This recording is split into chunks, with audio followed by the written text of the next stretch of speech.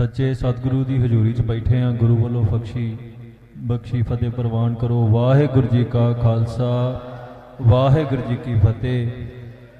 अज जिस नगर च असी पहुँचे हाँ तो जिस सूरमे दे शहीदी दिहाड़े ते असी इकट्ठे हुए हाँ उन्हां बारे कुछ गल्लां करके तो फिर आप अगे तुरना है कि कौम नूं अगे की करना चाहिए।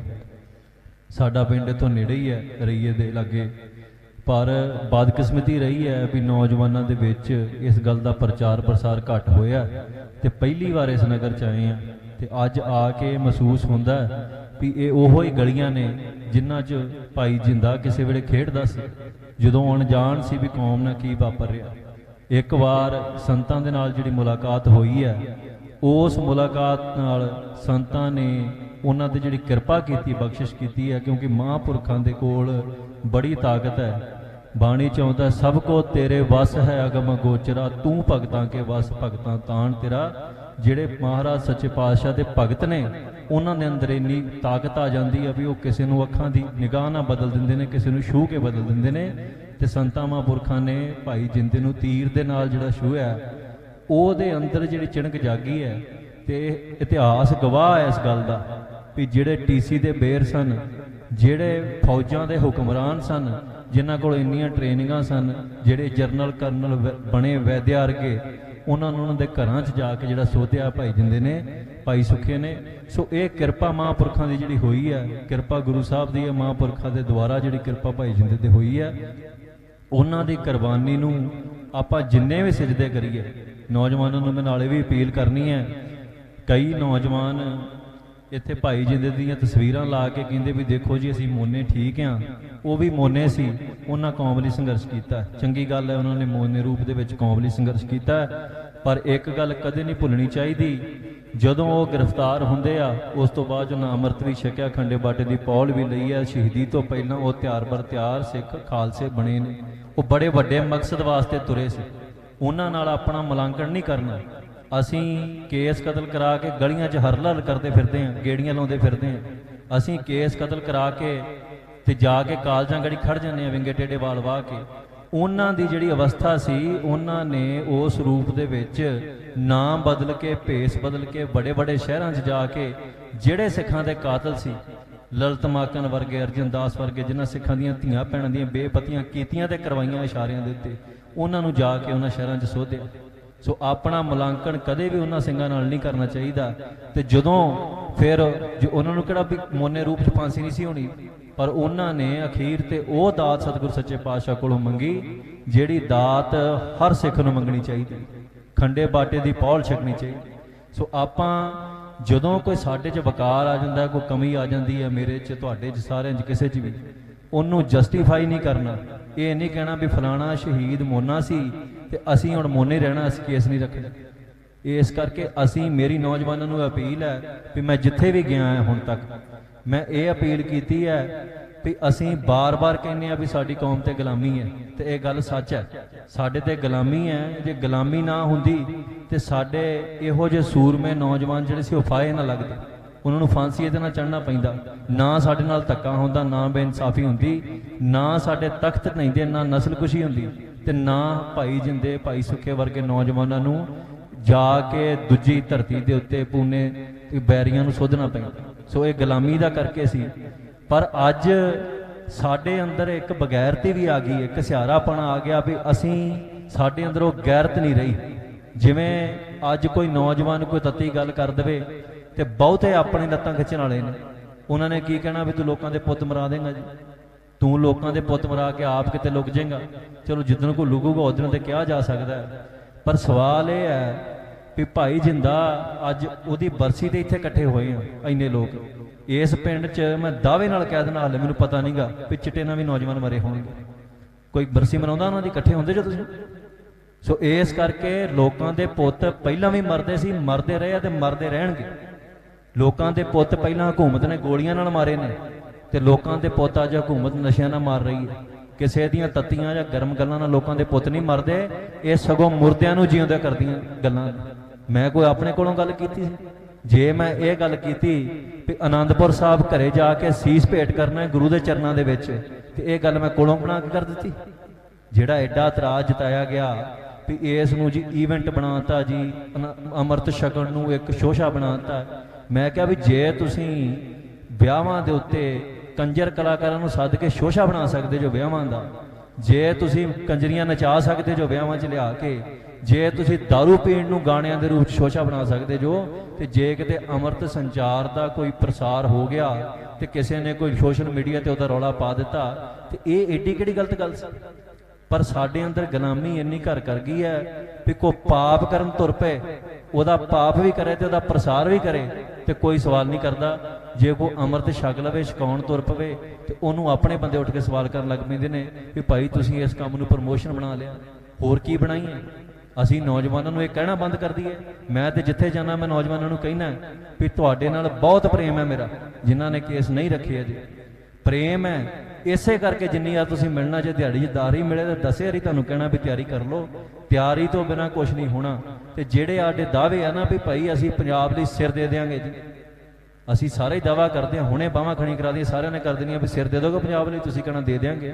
ਤੇ ਜੇ ਪੰਜਾਬ ਲਈ ਸਿਰ ਦੇ ਸਕਦੇ ਹਾਂ ਤੇ ਫਿਰ ਗੁਰੂ ਘਰ ਜਾ ਕੇ ਸਿਰ ਦਿੱਤਾ ਕੀ ਹੁੰਦਾ, ਉੱਥੇ ਸਾਨੂੰ ਕੀ ਕਸ਼ ਪੈ ਜਾਂਦੀ ਹੈ। ਇਹ ਦਾਅਵੇ ਸਾਡੇ ਖੋਖਲੇ ਨੇ ਅਸਲ ਦੇ ਵਿੱਚ। ਮੈਂ ਤੁਹਾਡੀ ਭਾਵਨਾ ਤੇ ਸ਼ੰਕਾ ਨਹੀਂ ਕਰਦਾ ਕਿਸੇ ਦੀ, ਪਰ ਜਿਹੜਾ ਦਾਅਵਾ ਜਿਹੜਾ ਗੁਰੂ ਦੇ ਚਰਨਾਂ 'ਚ ਸੀਸ ਭੇਟ ਕਰਨ ਨੂੰ ਤਿਆਰ ਨਹੀਂ, ਉਹ ਪੰਜਾਬ ਦੇ ਜਿਹੜਾ ਵਾ ਉਹ ਪੰਜਾਬ ਵਾਸਤੇ ਸੀਸ ਵੀ ਉਹਦਾ ਕਿਤੇ ਲੱਗ ਜੇ ਤੇ ਲੱਗ ਜੇ, ਆਪ ਚੱਲ ਕੇ ਸ਼ਹਾਦਤ ਉਹਦੇ ਕੋਲ ਨਹੀਂ ਦਿੱਤੀ ਜਾਣੀ। ਸੋ ਇਹ ਮੇਰੀ ਬੇਨਤੀ ਹੈ। ਪਹਿਲਾਂ 25 ਤਰੀਕ ਨੂੰ ਸੀ, ਹੁਣ 30 ਤਰੀਕ ਨੂੰ ਅਕਾਲ ਤਖਤ ਸਾਹਿਬ ਦੇ ਉੱਤੇ ਅੰਮ੍ਰਿਤ ਸੰਚਾਰ ਹੋਣਾ ਹੈ। ਤੇ ਨੌਜਵਾਨ ਜਿਨ੍ਹਾਂ ਨੇ ਅੰਮ੍ਰਿਤ ਨਹੀਂ ਛਕਿਆ ਅਜੇ, ਕਈ ਕਹਿੰਦੇ ਵੀ ਅਸੀਂ ਤਿਆਰੀ ਕਰਨੀ ਹੈ ਜੀ, ਅਸੀਂ ਰਹਿਤ ਰੱਖਣੀ ਹੈ। ਤਿਆਰੀ ਜੇ ਤੁਸੀਂ ਆਪ ਕਰਨੀ ਹੈ ਫਿਰ ਨਹੀਂ ਹੋਣੀ। ਜੇ ਸਤਿਗੁਰ ਸੱਚੇ ਪਾਤਸ਼ਾਹ ਅੱਗੇ ਅਰਦਾਸ ਬੇਨਤੀ ਕਰਨੀ ਹੈ ਵੀ ਮਹਾਰਾਜ ਸੱਚੇ ਪਾਤਸ਼ਾਹ ਤੁਸੀਂ ਪੈਦਾ ਕੀਤਾ ਹੈ, ਤੁਸੀਂ ਮਾਂ ਦੇ ਗਰਭ 'ਚ ਪਾਲਿਆ ਹੈ, ਤੁਸੀਂ ਸੁੱਤਿਆਂ ਨੂੰ ਸਵਾਸ ਦਿਉਂਦੇ ਜੋ, ਤੁਸੀਂ ਸੁੱਤਿਆਂ ਨੂੰ ਠਾਲਦੇ ਜੋ, ਠਾਲਿਆਂ ਨੂੰ ਸਵਾ ਦਿੰਦੇ ਜੋ, ਤੁਸੀਂ ਜਿਹੜਾ ਸਵਾਸ ਸਾਡੀ ਰਾਖੀ ਕਰਦੇ ਜੋ, ਆਪ ਕਿਰਪਾ ਕਰਕੇ ਤੇ ਸਾਡੇ ਤੇ ਕਿਰਪਾ ਕਰੋ ਵੀ ਸਾਡੀ ਰਹਿਤ ਰਖਾ ਲਓ। ਤੇ ਜੇ ਆਪ ਰਹਿਤ ਰੱਖਣ ਤੁਰ ਪਏ ਤੁਸੀਂ ਸਾਰੇ ਜਾਣੇ ਅਸੀਂ, ਤੇ ਫਿਰ ਨਹੀਂ ਰੱਖੀ ਜਾਣੀ। ਕਿਉਂਕਿ ਬੰਦਾ ਜਦੋਂ ਆਪ ਕੁਝ ਕਰਨ ਤੁਰਦਾ ਉਹਦੇ 'ਚ ਹਉਮੈ ਹੰਕਾਰ ਆ ਜਾਂਦਾ ਹੈ। ਆਪ ਕਦੀ ਵੀ ਬੰਦਾ ਪਰਫੈਕਟ ਨਹੀਂ ਹੋ ਸਕਦਾ, ਸੰਪੂਰਨ ਨਹੀਂ ਹੋ ਸਕਦਾ। ਕਲਗੀਧਰ ਪਾਤਸ਼ਾਹ ਕਿਸੇ ਤੇ ਕਿਰਪਾ ਕਰਕੇ ਇਹਦੇ ਪਾਪੀਆਂ ਦੇ ਪਾਪ ਕੱਟ ਕੇ ਤੇ ਉਹਨਾਂ ਨੂੰ ਸੰਸਾਰ ਦੇ ਵੱਡੇ ਸੇਵਕ ਬਣਾ ਦਿੰਦੇ ਨੇ, ਗਿੱਦੜਾਂ ਨੂੰ ਸ਼ੇਰ ਬਣਾ ਦਿੰਦੇ ਨੇ। ਕਾਇਰ ਜਿਹੜੇ ਲੋਕ ਹੋਣ, ਜਿਹੜੇ ਕੌਮੀ ਸੰਘਰਸ਼ ਤੋਂ ਭੱਜਦੇ ਫਿਰਨ, ਉਹਨਾਂ ਦੇ ਕਿਰਪਾ ਕਰਨ ਸਤਿਗੁਰ ਸੱਚੇ ਪਾਤਸ਼ਾਹ ਤੇ ਉਹਨਾਂ ਨੂੰ ਵੱਡੇ ਵੱਡੇ ਸੂਰਮੇ ਬਣਾ ਦਿੰਦੇ ਨੇ। ਸੋ ਆਪਾਂ ਉਹਦੇ ਅੱਗੇ ਅਰਦਾਸ ਬੇਨਤੀ ਕਰਨੀ, ਉਹਦੇ ਅੱਗੇ ਅਰਦਾਸ ਬੇਨਤੀ ਕਰਾਂਗੇ ਤੇ ਫਿਰ ਤੇ ਬਹੁਤ ਕੁਝ ਮਿਲ ਜਾਣਾ ਹੈ। ਤੇ ਜੇ ਆਪ ਹੀ ਕੁਝ ਕਰਨ ਦੀਆਂ ਕੋਸ਼ਿਸ਼ਾਂ ਕਰੀ ਜਾਣੀਆਂ ਨੇ, ਕਦੀ ਕੋਈ ਮੇਰੇ ਨਾਲ ਉੱਠ ਕੇ ਤੁਰ ਪਏ, ਕਦੀ ਕੋਈ, ਮੇਰੇ ਪਿੱਛੇ ਲੱਗਣ ਦੀ ਲੋੜ ਨਹੀਂ ਕਿਸੇ ਨੂੰ। ਮੈਂ ਬਾਰ-ਬਾਰ ਪਿੰਡਾਂ 'ਚ ਜਾ ਕੇ ਕਹੀ ਇਹ ਗੱਲ, ਮੇਰੇ ਪਿੱਛੇ ਲੱਗੋਗੇ ਕੱਲ ਨੂੰ ਮੈਂ ਥਿੜਕ ਗਿਆ ਫਿਰ ਕਿੱਧਰ ਜਾਊਗਾ। ਸੋ ਜੇ ਮੇਰੇ ਪਿੱਛੇ ਲੱਗਣਾ ਤੇ ਮੈਂ ਪਹਿਲਾਂ ਇਹ ਕਹਿਣਾ ਵੀ ਪਹਿਲਾਂ ਗੁਰੂ ਦੇ ਲੜ ਲੱਗਣਾ। ਜੇ ਗੁਰੂ ਦੇ ਲੜ ਲੱਗੇ ਹੋਗੇ, ਮੇਰੇ ਲੱਗੇ 100 ਹੋਣਗੇ, 100 ਜਾਣਗੇ, ਤੁਹਾਨੂੰ ਸੰਘਰਸ਼ 'ਚ ਕੋਈ ਫਰਕ ਨਹੀਂ ਪੈਣਾ। ਸੰਘਰਸ਼ ਹਰ ਸਿੱਖ ਦਾ ਕਰਨ ਦਾ ਫਰਜ਼ ਹੈ। ਹਰ ਸਿੱਖ ਆਗੂ ਹੈ, ਹਰ ਸਿੱਖ ਸੰਤ ਬਣਨਾ ਚਾਹੀਦਾ ਤੇ ਹਰ ਸਿੱਖ ਨੂੰ ਸਿਪਾਹੀ ਵੀ ਬਣਨਾ ਚਾਹੀਦਾ ਨਾਲ ਦੀ ਨਾਲ।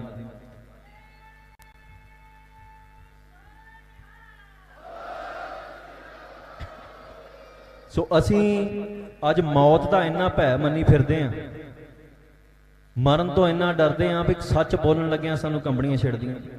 ਜੇ ਕੋਈ ਹੋਰ ਸੱਚ ਬੋਲਦਾ ਤਾਂ ਉਹਦੀਆਂ ਲੱਤਾਂ ਖਿੱਚਣੋਂ ਨਹੀਂ ਹਟਦੇ। ਅਸੀਂ ਅੱਜ ਉਸ ਸ਼ਖਸ ਦੀ ਬਰਸੀ ਤੇ ਆਏ ਹਾਂ, ਉਹਨਾਂ ਦੋਵਾਂ ਯੋਧਿਆਂ ਦੀ ਬਰਸੀ ਤੇ ਪਹੁੰਚੇ ਹਾਂ ਜਿਨ੍ਹਾਂ ਨੇ ਮੌਤ ਦੇ ਸਨਮੁਖ ਖਲੋ ਕੇ ਇਹ ਗੱਲਾਂ ਕੀਤੀਆਂ ਨੇ। ਲੋਕ ਬੜੇ ਵੱਡੇ ਸੰਸਾਰ ਦੇ ਸੂਰਮੇ ਹੋਏ ਆ, ਜਦੋਂ ਮੌਤ ਸਾਹਮਣੇ ਆਈ ਕੋਈ ਬੇਹੋਸ਼ ਹੋ ਗਿਆ, ਕੋਈ ਰੋਣ ਲੱਗ ਪਿਆ, ਕੋਈ ਭੱਜ ਗਿਆ ਮੌਤ ਵੱਲ ਵੇਖ ਕੇ, ਕੋਈ ਲੁਕਿਆ ਨੂੰ ਫੜ ਕੇ ਸੂਲੀਆਂ ਤੇ ਟੰਗਿਆ। ਇਹ ਉਹ ਸੂਰਮੇ ਸਨ ਜਿਨ੍ਹਾਂ ਨੇ ਮੰਗ ਕੇ ਮੌਤ ਲਈ ਹੈ। ਤ੍ਰਿਸ਼ਨਾ ਇੰਨੀ ਵੱਧ ਗਈ ਗੁਰੂ ਨਾਲ ਮਿਲਣ ਦੀ, ਗੁਰੂ ਨਾਲ ਮਿਲਾਪ ਕਰਨ ਦੀ, ਵੀ ਦਿਨ ਢੀਕਦੇ ਸੀ ਵੀ ਫਾਂਸੀ ਦਾ ਰੱਸਾ ਕਦੋਂ ਗਲ 'ਚ ਪਵੇ, ਕਦੋਂ ਕਲਗੀ ਵਾਲਾ ਸਤਿਗੁਰ ਸੱਚੇ ਪਾਤਸ਼ਾਹ ਸਾਨੂੰ ਆਪ ਲੈਣ ਆਵੇ ਇਸ ਸੰਸਾਰ ਤੋਂ। ਇਹ ਪ੍ਰੇਮ ਹੈ। ਤੇ ਭਾਈ ਜਿੰਦੇ ਨੇ, ਭਾਈ ਸੁੱਖੇ ਨੇ ਕੁਰਬਾਨੀ ਕਿਉਂ ਕੀਤੀ? ਕੁਰਬਾਨੀ ਕੀਤੀ ਕਿਉਂਕਿ ਗੁਰੂ ਸਾਹਿਬ ਨਾਲ ਇੰਨਾ ਪ੍ਰੇਮ ਸੀ। ਉਹਨਾਂ ਦਾ ਗੁਰੂ ਸਾਹਿਬ ਦੇ ਨਾਲ ਪ੍ਰੇਮ ਇੰਨਾ ਇੰਤਹਾ ਵੱਧ ਗਈ ਸੀ ਪ੍ਰੇਮ ਦੀ ਵੀ ਉਹਨਾਂ ਨੂੰ ਲੱਗਦਾ ਸੀ ਵੀ ਇਸ ਸੰਸਾਰ ਤੇ ਜਿਹੜਾ ਸਰੀਰਕ ਜਾਮਾ ਹੈ ਇਹਨੂੰ ਰੱਖ ਕੇ ਕੀ ਕਰਨਾ ਹੈ ਜੇ ਗੈਰਤ ਨਹੀਂ। ਮਹਾਰਾਜ ਦੀ ਬਾਣੀ ਕਹਿੰਦੀ ਨੇ, ਜੇ ਜੀਵੇ ਪਤ ਲੱਥੀ ਜਾਏ ਸਭ ਹਰਾਮ ਜੇਤਾ ਕਿਛ ਖਾਏ। ਤੇ ਅੱਜ ਅਸੀਂ ਵੇਖੀਏ ਆਪਣੇ ਮਨਾਂ 'ਚ ਝਾਤ ਮਾਰ ਕੇ ਵੀ ਅਸੀਂ ਹਰਾਮ ਦਾ ਨਹੀਂ ਖਾਣਾ।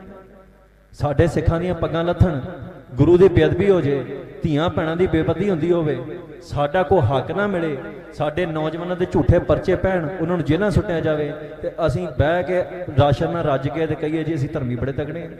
ਧਰਮ ਕਿੱਦਾਂ ਕਮਾਇਆ ਜਾਣਾ? ਇਹ ਕੋਈ ਯੋਗੀਆਂ ਦਾ ਧਰਮ ਹੈ ਵੀ ਜੰਗਲਾਂ 'ਚ ਜਾ ਵੜੀਏ ਸੰਸਾਰ ਛੱਡ ਕੇ, ਜਾਂ ਸਾਧੂਆਂ ਦਾ ਧਰਮ ਹੈ ਵੀ ਸਾਰਾ ਕੁਝ ਸਾਧ ਕੇ ਅੰਦਰ ਬੈਠੇ ਰਹੀਏ, ਜਾਂ ਤਪ ਕਰਨ ਤੁਰ ਪਈਏ?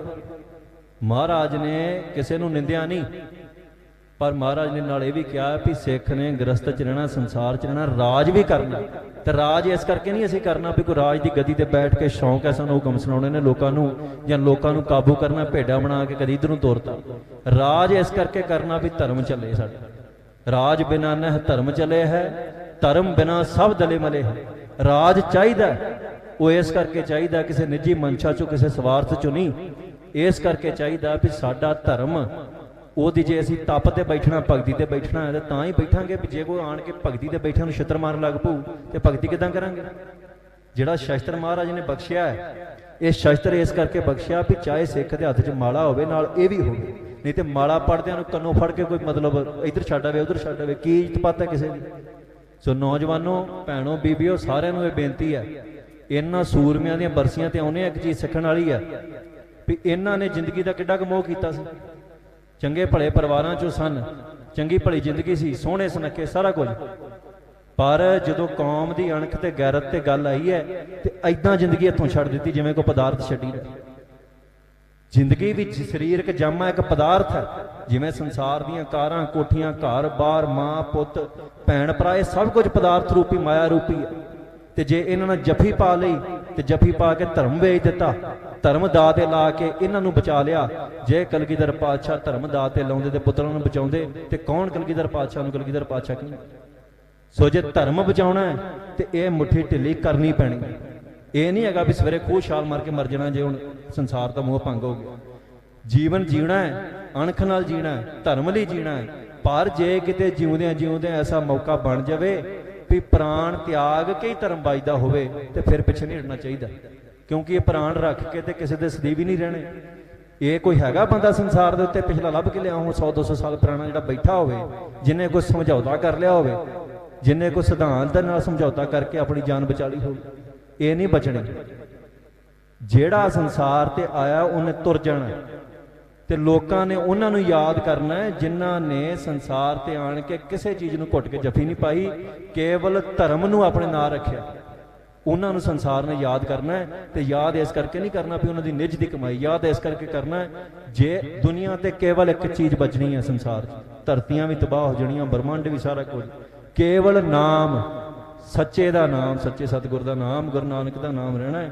ਜਿਹੜਾ ਬੰਦਾ ਆਪਣਾ ਆਪ ਸਭ ਕੁਝ ਇਸ ਨਾਮ ਤੋਂ ਵਾਰ ਦੂਗਾ, ਇਸ ਧਰਮ ਤੋਂ ਵਾਰ ਦੂਗਾ, ਉਹ ਅਭੇਦ ਹੋ ਕੇ ਗੁਰੂ ਦੇ ਵਿੱਚ ਸਦੀਵ ਕਾਲ ਲਈ ਅਮਰ ਹੋ ਜਾਊਗਾ। ਦੂਜੇ ਸਾਰੇ ਜੂਨਾਂ 'ਚ ਭਟਕਣਗੇ। ਰੌਲਾ ਪਾਇਆ ਗਿਆ ਵੀ ਸੱਚਖੰਡ 'ਚ ਤੁਸੀਂ ਕਿਹਾ ਦੂਜੇ ਨੇ ਨਹੀਂ ਜਾਣਾ ਜੀ। ਸੱਚਖੰਡ 'ਚ ਜੇ ਜਾਣ ਦੀ ਕੋਈ ਇੱਛਾ ਹੈ ਕਿਸੇ ਦੀ ਤੇ ਉਹਨੂੰ ਅੰਮ੍ਰਿਤ ਦੰਦੀਆਂ ਵੱਢਦਾ, ਉਹ ਛਕ ਲਵੇ। ਇਹ ਕਿੱਡੀ ਕੁ ਗੱਲ ਹੈ? ਇੱਕ ਪਾਸੇ ਰੌਲਾ ਉਹ ਪਾ ਰਹੇ ਜਿਹੜੇ ਕਹਿੰਦੇ ਸੱਚਖੰਡ ਹੁੰਦਾ ਕੋਈ ਨਹੀਂ, ਤੇ ਜੇ ਸੱਚਖੰਡ ਕੋਈ ਨਹੀਂ ਹੁੰਦਾ ਤੁਸੀਂ ਜਾ ਕੇ ਹੀ ਕਰਨਾ ਉੱਥੇ? ਜਿਹੜੇ ਜਾਣਾ ਚਾਹੁੰਦੇ ਉਹਨਾਂ ਨੂੰ ਜਾਣ ਲੈਂਦੇ ਹੋ, ਤੁਸੀਂ ਨਾ ਜਾਇਓ, ਤੁਸੀਂ ਹੋਰ ਕਿਸੇ ਖੰਡ 'ਚ ਜਾ ਵੜਿਓ। ਸੋ ਇਸ ਕਰਕੇ ਇਹ ਸ਼ੰਕੇ ਬਹੁਤ ਪਾਉਣੇ ਨੇ ਸੰਸਾਰ ਦੇ ਵਿੱਚ ਲੋਕਾਂ ਨੇ ਇਹ ਵੀ ਕਹਿਣਾ ਵੀ ਕੱਲ ਦੇ ਜਵਾਕ ਉੱਠੇ ਆ, ਤੇ ਕੱਲ ਦੇ ਜਵਾਕਾਂ ਨੂੰ ਤੇ ਕਹਿੰਦੇ ਆ ਵੀ ਜਿਹੜੇ ਆਪਣੇ ਇੱਥੇ ਬਜ਼ੁਰਗ ਬੈਠੇ ਜਿਨ੍ਹਾਂ ਇਹਨਾਂ ਨਾਲ ਸੰਘਰਸ਼ ਲੜਿਆ, ਇਹਨਾਂ ਨੂੰ ਆਪਾਂ ਕਿੰਨੀ ਕਦਰ ਦੇਤੀ ਸੀ। ਜਿਹੜਾ ਮਨੁੱਖ ਸੰਘਰਸ਼ ਦੇ ਰਾਹ ਤੇ ਤੁਰਦਾ ਉਹਦੇ ਮਨ 'ਚ ਇੱਛਾ ਨਹੀਂ ਹੁੰਦੀ ਵੀ ਮੇਰੀ ਕੋਈ ਕਦਰ ਕਰੇ ਜਾਂ ਨਾ ਕਰੇ। ਪਰ ਸਾਡਾ ਕੌਮੀ ਰੂਪ 'ਚ ਇੱਕ ਫਰਜ਼ ਬਣਦਾ ਵੀ ਘੱਟੋ ਘੱਟ ਅਸੀਂ ਲੱਤਾਂ ਨਾ ਖਿੱਚਿਆ ਕਰੀਏ। ਜਿੱਥੇ ਵੀ ਪੰਥਕ ਏਕਤਾ ਦੀ ਗੱਲ ਆਉਂਦੀ ਹੈ, ਜਿੱਥੇ ਇਹ ਗੱਲ ਆਉਂਦੀ ਆ ਵੀ ਪੰਥ ਨੂੰ ਇਕੱਠਿਆਂ ਹੋ ਕੇ ਇੱਕ ਝੰਡੇ ਥੱਲੇ, ਇੱਕ ਨਿਸ਼ਾਨ ਥੱਲੇ, ਗੁਰੂ ਸਾਹਿਬ ਦੀ ਹਜ਼ੂਰੀ 'ਚ ਕੋਈ ਗੁਰਮਤਾ ਕਰਨ ਦੀ ਲੋੜ ਪੈਂਦੀ ਹੈ, ਤੇ ਉੱਥੇ ਆਪਸੀ ਵਖਰੇਵੇ ਛੱਡਣ 'ਚ ਫਾਇਦਾ। ਇਹ ਕੋਈ ਸਾਡੀ ਪੈਲੀਆਂ ਦੀ ਲੜਾਈ ਨਹੀਂ, ਜਦਾਦਾਂ ਦੀ ਲੜਾਈ ਨਹੀਂ ਹੈਗੀ। ਭਾਈ ਜਿੰਦੇ ਦੀ ਜਦਾਦ ਨੱਪੀ ਸੀ ਆ ਕੇ ਵੈਦਿਆਂ ਨੇ, ਲਲਤ ਮਾਕਰ ਨੇ, ਜਾਂ ਭਾਈ ਜਿੰਦੇ ਦੇ ਪਰਿਵਾਰ 'ਚੋਂ ਕਿਸੇ ਧੀ ਭੈਣ ਦੀ ਬੇਪਤੀ ਕੀਤੀ ਸੀ। ਪਰ ਜਿਹੜੇ ਕੌਮ ਨੂੰ ਪ੍ਰੇਮ ਕਰਦੇ ਆ, ਜਿਹੜੇ ਕੌਮ ਨੂੰ ਪ੍ਰੇਮ ਕਰਦੇ ਆ, ਉਹ ਸਾਰੀ ਕੌਮ ਉਹਨਾਂ ਦਾ ਪਰਿਵਾਰ ਬਣ ਜਾਂਦੀ ਹੈ। ਉਹ ਕੌਮ ਦੀ ਪੀੜ ਨੂੰ ਆਪਣੀ ਪੀੜ ਜਾਣ ਕੇ ਤੁਰਦੇ। ਸੋ ਮੈਂ ਇੰਨੀਆਂ ਕੁ ਬੇਨਤੀਆਂ ਕਰਨੀਆਂ ਸਨ। 30 ਤਰੀਕ ਨੂੰ ਕਮਰ ਕੱਸੇ ਕਰੋ। ਜਿਹੜਾ ਹੁਣ ਨਸ਼ੇ ਆ ਪਿੰਡਾਂ 'ਚ ਵਿਕ ਰਿਹਾ, ਕੋਈ ਚਿੱਟਾ ਪੀ ਜਾਂਦਾ, ਕੋਈ ਤੰਬਾਕੂ ਲਾਈ ਜਾਂਦਾ, ਇਹ ਤੁਹਾਡੇ ਉਦਣ ਛੁੱਟਣੇ ਆ ਜਿੱਦਾਂ ਤੁਸੀਂ ਗੁਰੂ ਘਰੇ ਵੜ ਕੇ ਤੇ ਗੁਰੂ ਦੇ ਅੱਗੇ ਆਪਣਾ ਸਭ ਕੁਝ ਅਰਪਣ ਕਰ ਦਿੱਤਾ ਵੀ ਪਾਤਸ਼ਾਹ ਸਾਡੇ ਪਾਪ ਰੱਖ ਲਓ ਤੇ ਸਾਨੂੰ ਤੁਸੀਂ ਔਗਣ ਰੱਖ ਕੇ ਤੇ ਗੁਣ ਬਖਸ਼ ਦਿਓ। ਇੱਕੋ ਹੀ ਗੁਣ ਬਖਸ਼ੋ ਵੀ ਤੁਹਾਡੇ ਭਾਣੇ 'ਚ ਜੀਏ, ਤੁਹਾਡਾ ਇਹ ਸੀਸ ਇਹ ਤੁਹਾਡੇ ਚਰਨਾਂ 'ਚ ਭੇਟ ਕੀਤਾ। ਜੇ ਤੁਹਾਡੀ ਰਜ਼ਾ ਹੋਵੇ ਤੇ ਇਹਨੂੰ ਭਾਵੇਂ ਕਿਸੇ ਨਹਿਰ ਤੇ ਮੁਕਾਬਲਾ ਬਣਵਾ ਦਿਓ ਸਾਡਾ, ਚਾਹੇ ਬੰਦ ਕਟਵਾ ਦਿਓ ਤੇ ਚਾਹੇ ਤੁਸੀਂ ਭਗਤੀ 'ਚ ਲਾਉਣਾ ਭਗਤੀ 'ਚ ਲਾ ਦਿਓ, ਅਸੀਂ ਸੀ ਨਹੀਂ ਕਰਨੀ। ਪਰ ਜੇ ਆਪਣੀ ਹਉਮੈ 'ਚ ਤੁਰੇ ਫਿਰਨਾ ਵੀ ਨਹੀਂ ਜੀ ਅਸੀਂ ਕਰ ਦਿਆਂਗੇ ਉਦਾਂ ਜੀ, ਅਸੀਂ ਉਦਾਂ ਨਹੀਂ ਕੁਛ ਹੋਣਾ। ਸੋ ਇੰਨੀਆਂ ਕੁ ਬੇਨਤੀਆਂ ਦੇ ਨਾਲ ਖਿਮਾ ਦਾ ਜਾ ਚੁੱਕਿਆ। ਇਸ ਪਰਿਵਾਰ ਦਾ ਸਾਨੂੰ ਸਾਰਿਆਂ ਨੂੰ ਸ਼ੁਕਰਾਨਾ ਕਰਨਾ ਚਾਹੀਦਾ, ਹਰ ਸ਼ਹੀਦ ਪਰਿਵਾਰ ਦਾ।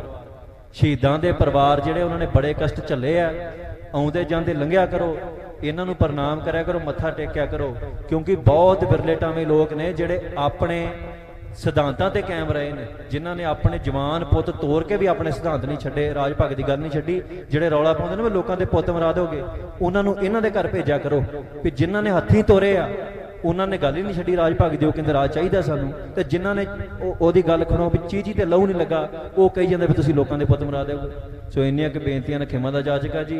ਭੁੱਲ ਚੁੱਕ ਜੇ ਕੋ ਹੋ ਗਈ ਹੋਵੇ ਤੇ ਉਹਦੇ ਲਈ ਖਿਮਾ। ਵਾਹਿਗੁਰੂ ਜੀ ਕਾ ਖਾਲਸਾ, ਵਾਹਿਗੁਰੂ ਜੀ ਕੀ ਫਤਿਹ। ਸਤਿ ਸ੍ਰੀ ਅਕਾਲ। ਭਾਈ ਅਮਰਤਪਾਲ ਸਿੰਘ ਜੀ ਦਾ ਪਰਿਵਾਰ ਵੱਲੋਂ ਸੰਗਤ ਵੱਲੋਂ ਸਨਮਾਨਿਤ ਕੀਤਾ ਜਾ ਰਿਹਾ ਹੈ। ਬੋਲੇ ਸੋ ਨਿਹਾਲ। ਉਹ ਜਿਹੜੇ ਭਾਈ ਅਮਰਤਪਾਲ ਸਿੰਘ ਨੂੰ ਪਿਆਰ ਕਰਦੇ ਨੇ ਬਾਹਾਂ ਖੜੀਆਂ ਕਰੋ। ਆਜੋ ਆਜੋ।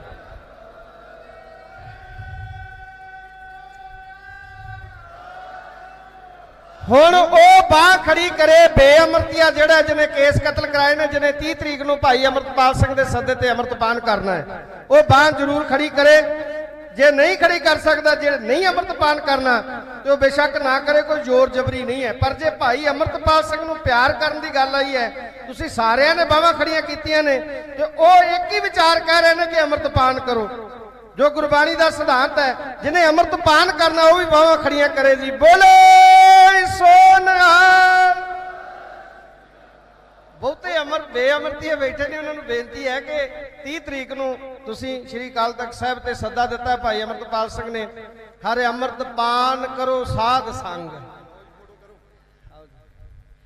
ਸਾਧ ਸੰਗਤ ਜੀ ਫਿਰ ਬੇਨਤੀ ਕਰਦੇ ਹਾਂ, ਭਾਈ ਅਮਰਤਪਾਲ ਸਿੰਘ ਜੀ ਦਾ ਬਹੁਤ ਬਹੁਤ ਧੰਨਵਾਦ ਹੈ ਜਿਹੜੇ ਥੋੜੇ ਸਮੇਂ ਚੋਂ ਸਮਾਂ ਕੱਢ ਕੇ ਆਪ ਜੀ ਦੇ ਗੰਗਾ ਨਗਰ ਤੋਂ ਆਏ ਨੇ। ਗੰਗਾ ਨਗਰ ਤੋਂ ਚੱਲ ਕੇ ਭਾਈ ਅਮਰਤਪਾਲ ਸਿੰਘ ਜੀ ਗੰਗਾ ਨਗਰ ਤੋਂ ਚੱਲ ਕੇ ਆਏ ਨੇ ਸ਼ਹੀਦਾਂ ਦੀ ਧਰਤੀ ਤੇ। ਭਾਈ ਜਸਪਾਲ ਸਿੰਘ ਜੀ ਮੰਝਪੁਰ ਜੋ ਬੰਦੀ ਸਿੰਘਾਂ ਦੇ ਕੇਸ ਲੜ ਰਹੇ ਨੇ, ਉਹਨਾਂ ਦਾ ਵੀ ਅਸੀਂ ਧੰਨਵਾਦ ਹੈ, ਉਹਨਾਂ ਨੂੰ ਸਨਮਾਨਿਤ ਕਰਨਾ ਹੈ। ਭਾਈ ਜਸਪਾਲ ਸਿੰਘ ਜੀ ਮੰਝਪੁਰ, ਭਾਈ ਜਸਪਾਲ ਸਿੰਘ ਜੀ ਮੰਝਪੁਰ, ਉਹਨਾਂ ਨੂੰ ਬਾਬਾ ਜੀ ਆ ਜਾਓ 2 ਮਿੰਟ, ਹੁਣ ਇੱਧਰ ਆ ਜਾਓ। ਭਾਈ ਅਮਰਤਪਾਲ ਸਿੰਘ ਜੀ ਭਾਈ ਜਸਪਾਲ ਸਿੰਘ ਜੀ ਦਾ ਮੰਝਪੁਰ ਜੀ ਦਾ ਸਨਮਾਨਿਤ ਕਰਨਾ ਹੈ, ਜੋ ਸ਼ਹੀਦਾਂ ਪਰਿਵਾਰਾਂ ਦੇ ਕੇਸ ਲੜ ਰਹੇ ਨੇ। ਭਾਈ ਜਸਪਾਲ ਸਿੰਘ ਜੀ ਮੰਝਪੁਰ,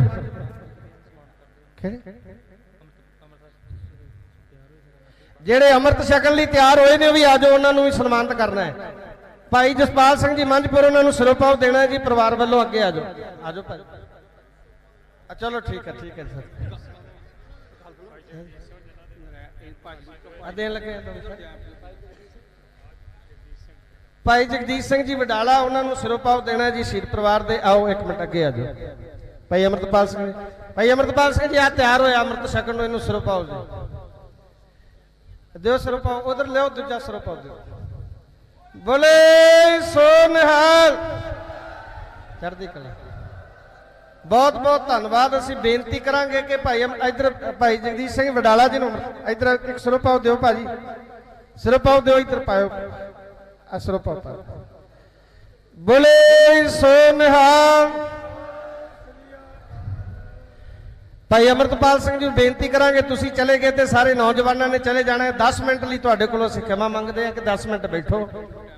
ਭਾਈ ਦਲਜੀਤ ਸਿੰਘ ਜੀ ਬਿੱਟੂ, ਜਿਨ੍ਹਾਂ ਨੇ ਲੰਮਾ ਸਮਾਂ ਸੰਘਰਸ਼ ਦੌਰਾਨ ਸੰਤਾਪ ਹੰਡਾਇਆ ਸਰਕਾਰਾਂ ਦਾ, ਉਹ ਵੀ ਇੱਥੇ ਮੌਜੂਦ ਨੇ। 2 ਮਿੰਟ ਦੇ ਲਈ ਹਾਜ਼ਰੀ ਭਰਨਗੇ ਜੀ। ਭਾਈ ਅਮਰਤਪਾਲ ਸਿੰਘ ਜੀ ਪਲੀਜ਼ ਬੈਠ ਜਾਓ ਥੋੜਾ ਸਮਾਂ। ਵਾਹਿਗੁਰੂ ਜੀ ਕਾ ਖਾਲਸਾ, ਵਾਹਿਗੁਰੂ ਜੀ ਕੀ